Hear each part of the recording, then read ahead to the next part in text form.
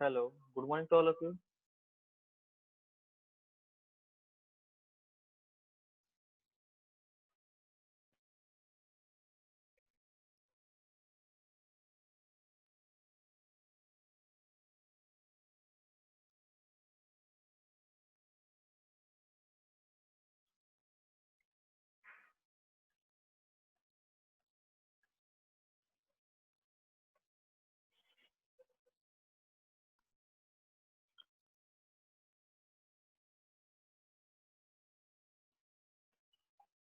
Good morning. Good morning, sir. Very few participants have joined the lecture now. Okay, before the lecture, I want to give you some message regarding the attendance. So today, I will be take the attendance on the chat box. So you have to be type your name and roll number on the chat box. Now I have disabled the chat box. In between of lecture, I would be enable the chat box for 10 minutes, and that timing for opening the chat box is random. Okay, so it would be in between any time during the lecture, and you have to be type your name and roll number and send me the message privately. Okay, so this way I would be take the attendance today,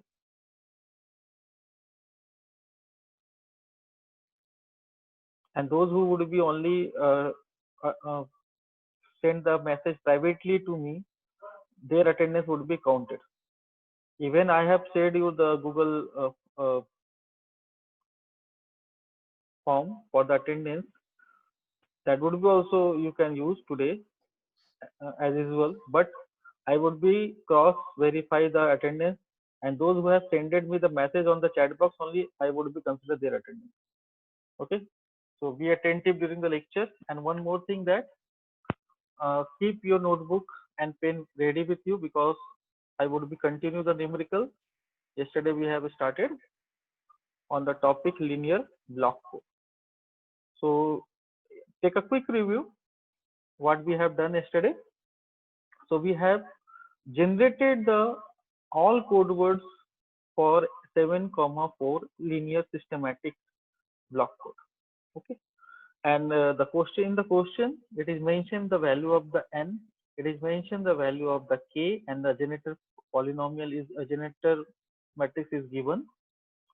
And on the basis of that, yesterday we have find out the code word, that using the formula b is equal to uh, u into g. U is your message bit, and G is your generator matrix. And we have written the equation for each and every bit of the output code word or transmitted code word. And by using this equation, we have written the final table, that is representing the all 16 possible code word, 7-bit 16 possible code words out of 4-bit message. As well as we have also as well as we have also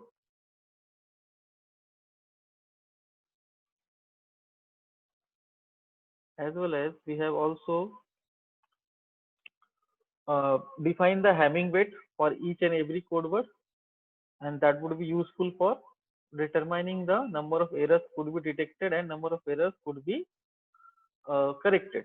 And we have come to the conclusion that we can detect 2-bit 2 errors maximum, as well as 1 error bit could be corrected. Now we have to become into the detection part or the receiver end, that is, and I have again rewrite the question, what kind of question could be asked for the decoding of the LBC. So decode, the same question is here.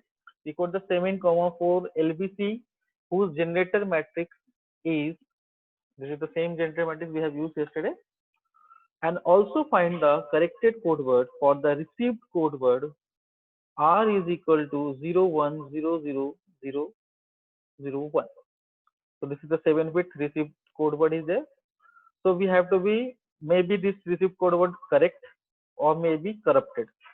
So we have to be find out that is there any error present or not, and if there is any error is present on this R, we have to be correct it out and we have to be generate the final corrected code word. Okay. So for this purpose, here we have seen that we have got the information about generator matrix. So for the detection side, first of all, the first step is to write the equation of parity check matrix. So how we define the parity check matrix? We have defined the parity check matrix as H, capital H is equal to, equation is, this is identity matrix is to transpose of the parity matrix. So generator matrix is defined as what? Generator matrix is defined as, in the last lectures we have also defined the generator matrix, and that has will be defined as the formula P is to I K.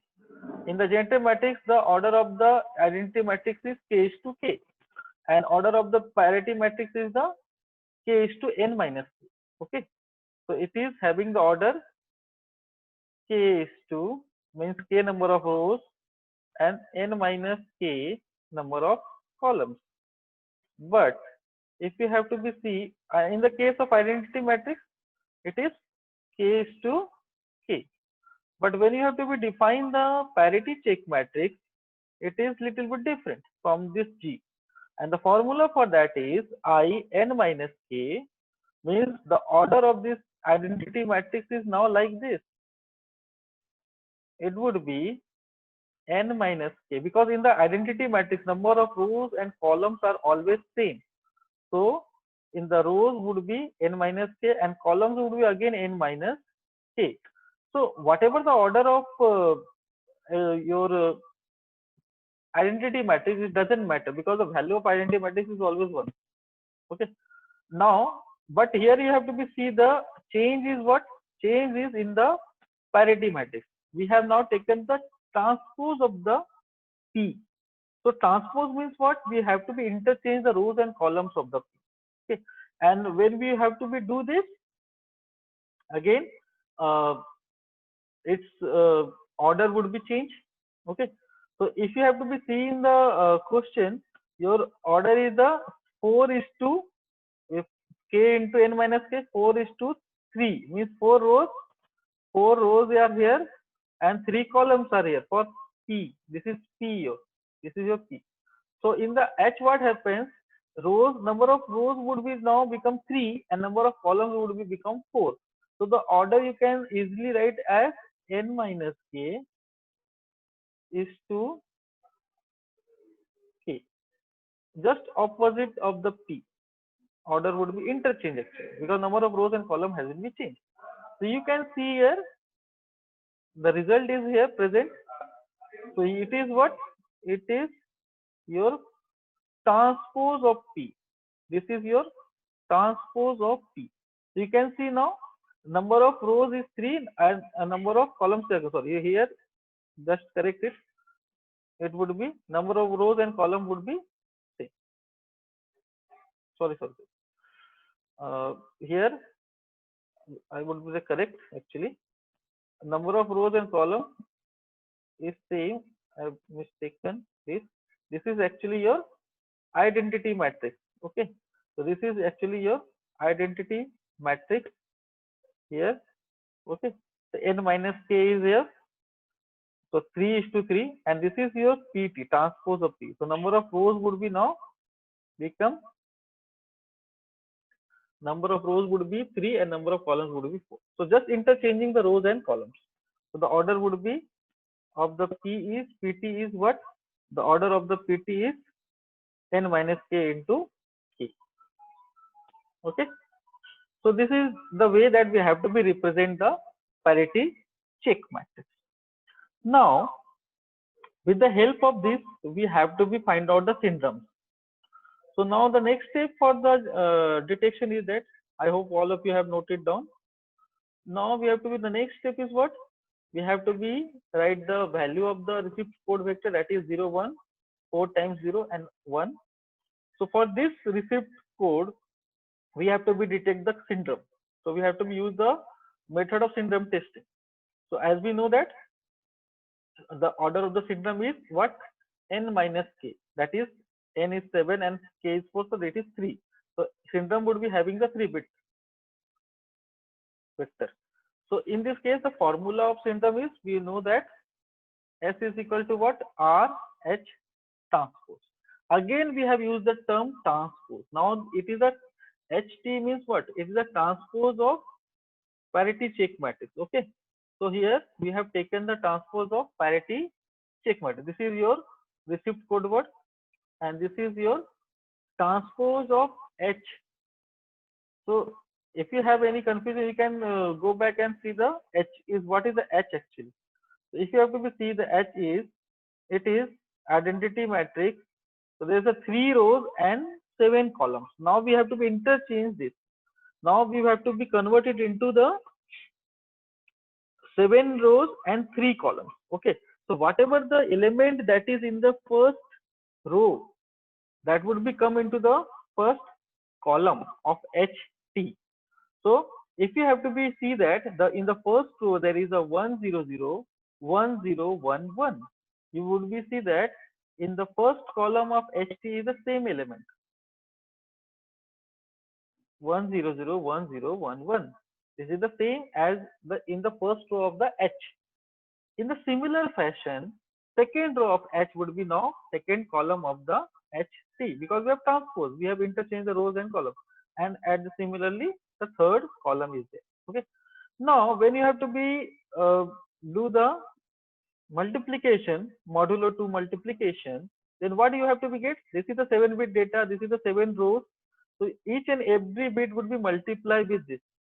So 0 is multiplied with 1, 1 is multiplied with 0, 0 is multiplied with 0, then this 0 is multiplied with 1, this 0 is multiplied with 0, this 0 is multiplied with 1, and this 1 is multiplied with 1.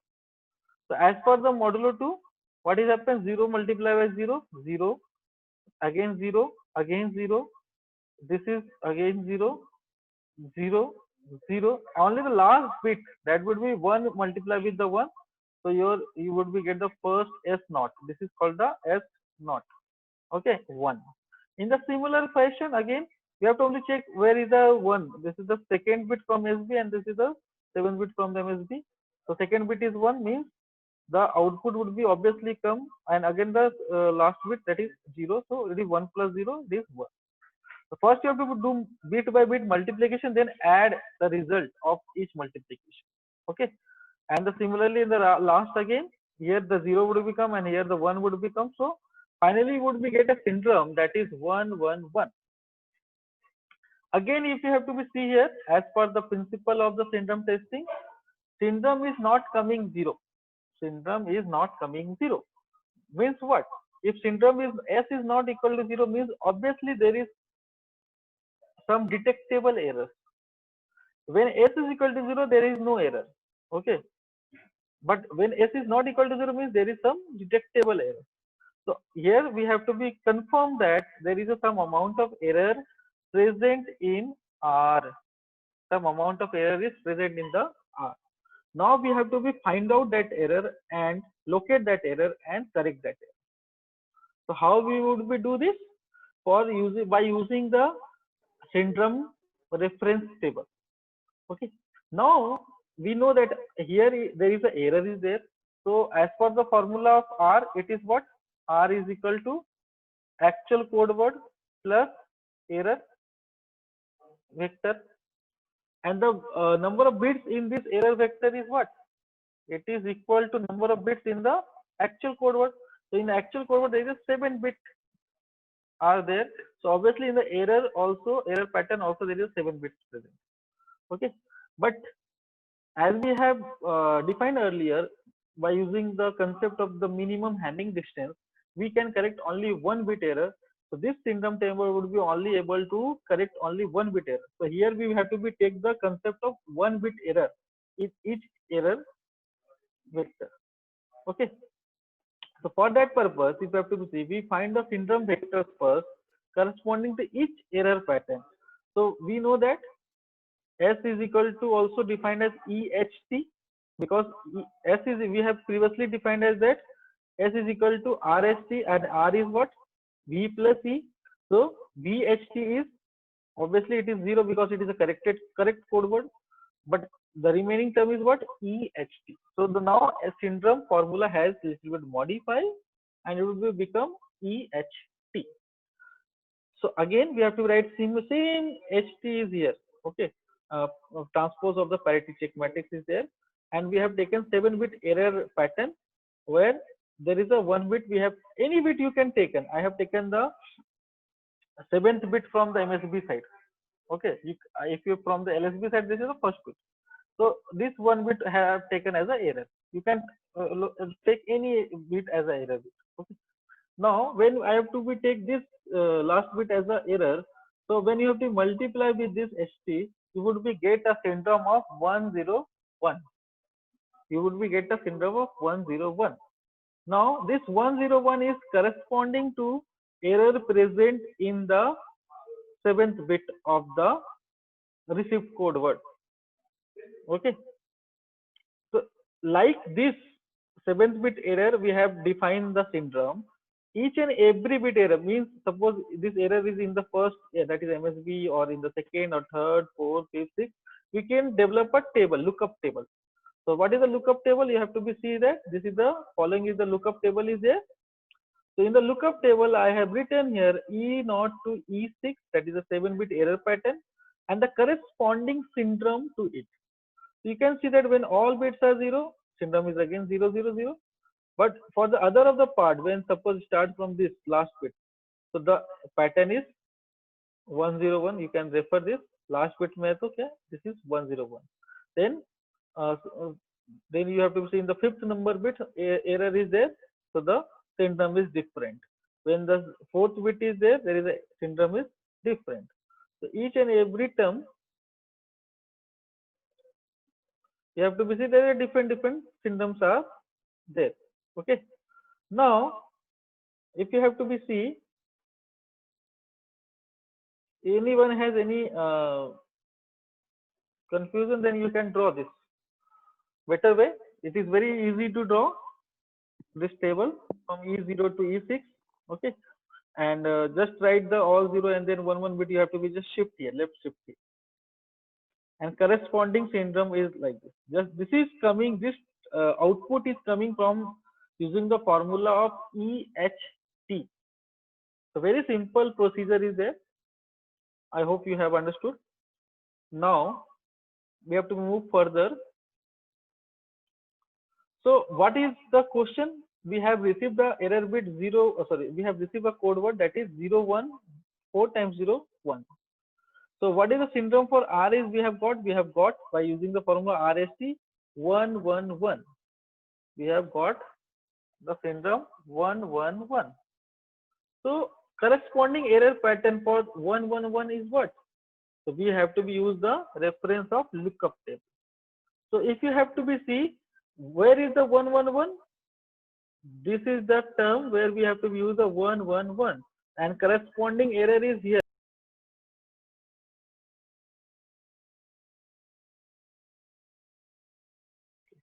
So this is the 1, 1, 1 is corresponding error pattern is this. So if you have to be see, error is located on the 5th number of the bit of the error pattern, means E5. So we can easily now come to know that in the this particular 6th bit, sorry, in the 6th bit there is an error is there. So we have the error in the 6th number of the bit. Now if you have to be see, for this problem, error in the 6th bit from MSB, so it would be 0, 0, 0, 0, 1, 0. Now we have to be use the formula of R V is equal to V cap is equal to R plus E cap. So R we have already in the question, and just add the error pattern, and you would be get a corrected code word. So what is the corrected code word now? This is 1 0 1 3 times 0 1 1. So in this way we come to the conclusion that there is error. Whatever the received code, error is present in this particular sixth number of bit. Okay, and after doing this process of syndrome detection, we have got the error, we have located the error, and as well as we have also corrected the error. This is the corrected code word. So this code word is actually transmitted from the transmitter end, but this would be corrupted in somewhere in the channel, and you have got a wrong code word as a received code word, and there is error is in the sixth number of the bit, and we have corrected with using this method. Okay, I hope all of you have cleared this numerical. The such kind of the numerical could be asked in the examination also. So this is all about the linear block code. Okay, now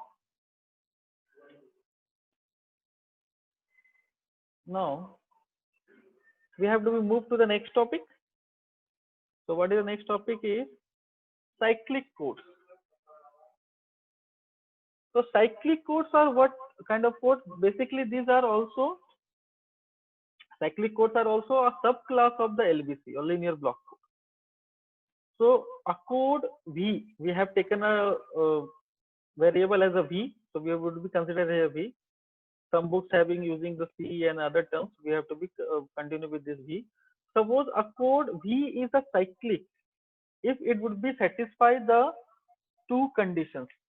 So which are these two conditions? Or you can say that there is a two properties of the cycle.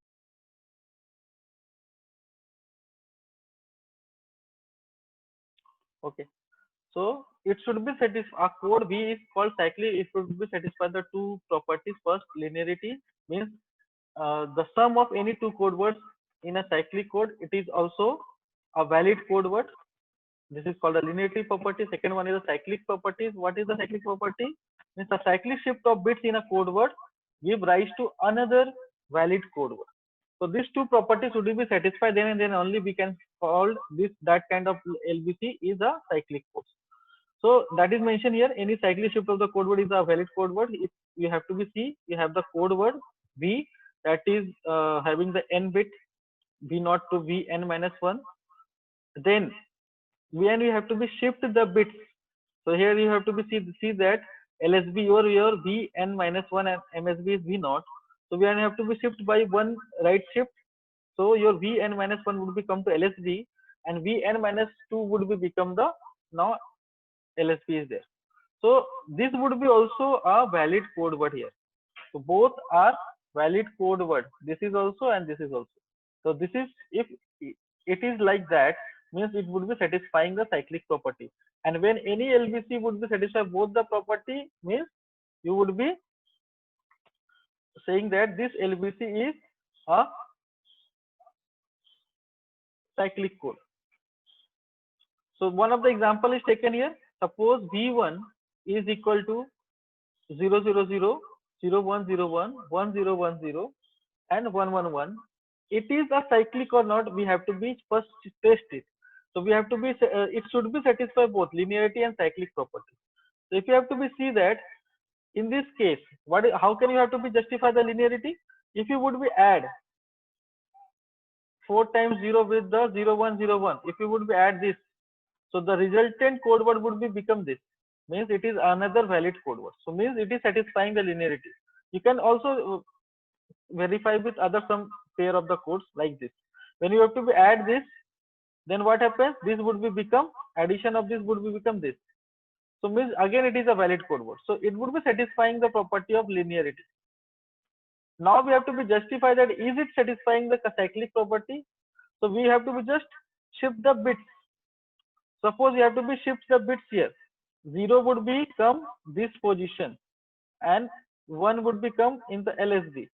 Sorry, here you can see in better way I would be write it 1 0 1 0 I would be shift one bit right side, so it would become 0 1 0 1. So you have to be see, this is also a valid code word from our this pair of the codes. This is again a valid code word. Means this combination of 4-bit codes is satisfying the cyclic and linearity property, but that's why it is called as the cyclic code. Now we can take in a similar fashion the other example also. There is another example V2. So is V2 is cyclic? So we have to be, it should be satisfy both linearity and the cyclic property. So you can see that in this case, it is satisfying the linearity property, but does not satisfying the cyclic property. You can shift the bits. It would be not become the valid code word, but it would be satisfying linearity. So we can't say it is V2 as a cyclic code. The condition is that the code word should be satisfy both linearity as well as the cyclic property. Then and then only we can say it is a cyclic code. Okay. Now,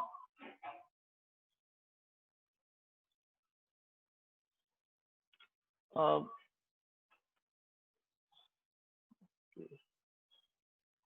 so thank you all of you for today.